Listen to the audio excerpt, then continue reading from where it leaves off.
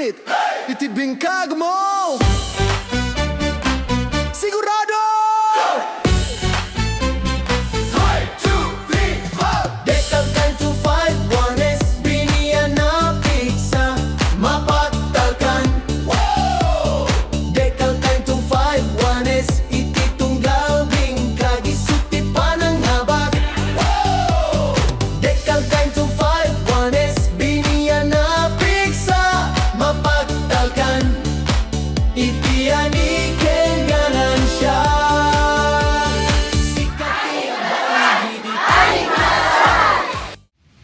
Good morning po mga kadikalb. Ako po si Genesis Aguilar, Territory Manager ng Bayer Crop Science. Ano nga ba ang hinahanap sa isang binhi? Ito po ang Decalb Bag. Dito po matutunghayan natin sa pagsasaka kung ano ang bagong technology o yung biotechnology natin. Tama at wastong paglagay ng ating abono, ang ating agronomic practices, at kung ano nga ba ang sasapat na binhi para sa inyo. Ito po yung aming germplasm.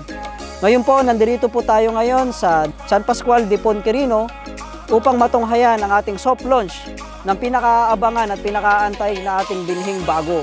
Ano nga ba ang itong bagong binhi na ating ipapakilala? Ito po ang Decalb 9251S upang makatulong sa inyo sa mga naghahanap po na aming mga kasaka ng affordable at malakas na ani na ating itatanim. Tara po dito sa aming site dito sa San Pascual de Ponquerino upang matunghayan ang mga nabanggit na hybrid na makakatulong sa ating pagsasaka. Lagi po nating tatandaan, may isa pong sinasabi si Decalb 9251S, aning palaban, aning maaasahan. Na bagas ken basit ang buligan na sir. Nalaka mapusi, darakkel ti binagas na. Wan, ado ti linawas na pay, wan linabag na. Nandito po tayo sa Barangay San Pascual de Ponquerino upang tunghayan natin ang pagpapakilala ng bagong hybrid ng Decalb, ang Decalb 9251S. Nandito tayo ngayon upang ibahagi sa inyo ang tamang pag-aalaga at tamang teknolohiya upang sa ganun ay magkaroon tayo ng magandang ani at magkaroon tayo ng masaganang ani sa ating maisan. Yung pong pangangailangan natin, recognize po ng aming kumpanya, recognize po ng Bayer Crop Science na yung problema ho natin hindi ho natatapos lang sa isang particular na insekto. Okay? Kailangan ho kami ho ay maggawa ng mga binhi at saka ng teknolohiya upang ito ay maka-adapt o makatugon dun sa pangangailangan natin para ho makatulong ho at makatugon sa inyo na yung mga bagong teknolohiya nandun pa rin ho sa binhi na yun. Okay? Detoy produkto nagnaato iti ado nga trial. Nagsan sir, hasta Vincent binukol na. So kung ang pagtatanim parang sugal, ano ang pinaka-importanteng desisyon na ginagawa natin sa sugal ng pagtatanim? Choosing good seed variety sir. Kapagpili ng magandang binhi. Napintas ka din sir, yan. So tamang-tama yung sinabi ni Sir Mario, no? Isa sa pinaka-importanteng desisyon na ginagawa natin every taniman ay yung pagpili ng tamang binhi na itinatanim natin. Nabayaga ko na po magmulmulay ti mais nga may di nabektalak nga dahi ti Decalb ti sugayan ti pangnamnamakat.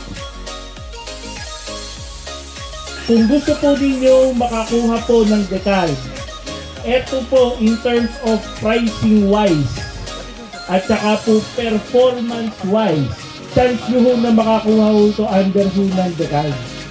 Madamang ba ito na sao, nagmula tayo ka dito Decalb, pag matikas na makita yo.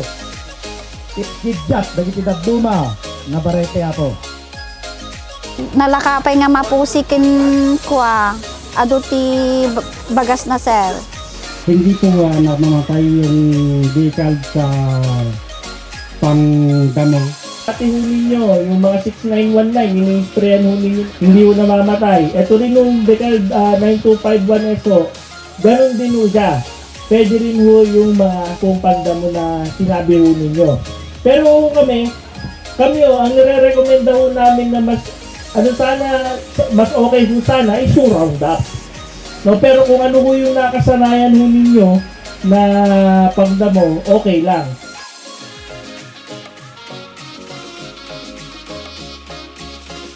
Ang kaya maning na agmula iti 9251S sa napapas contact sa lain na season. Natinta sa ito yung variety. So, i-remind ka po noon. Kasabihan ka nun, okay? So, try nyo po talagang gawin na mag-download yun kasi napakalaking guide, napakaganda po. Ang laking tulong ng inyo. Si Farm Rice, magbibigay na po siya ng weather update o yung panahon. 10 days from now.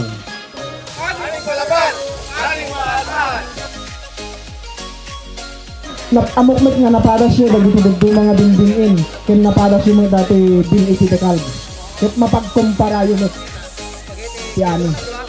So adda kanya tayo ti desisyon natin nakakabsat napintas dito yung atong karamaten imula ka dagiti kuman tayo tapno matan tayo iti napintas nga ani gamin dito napintas iti technology nga usa rin ni Bayer Crop Science tapno mapapintas na dagiti apit sa dagiti pata nga agmulmula.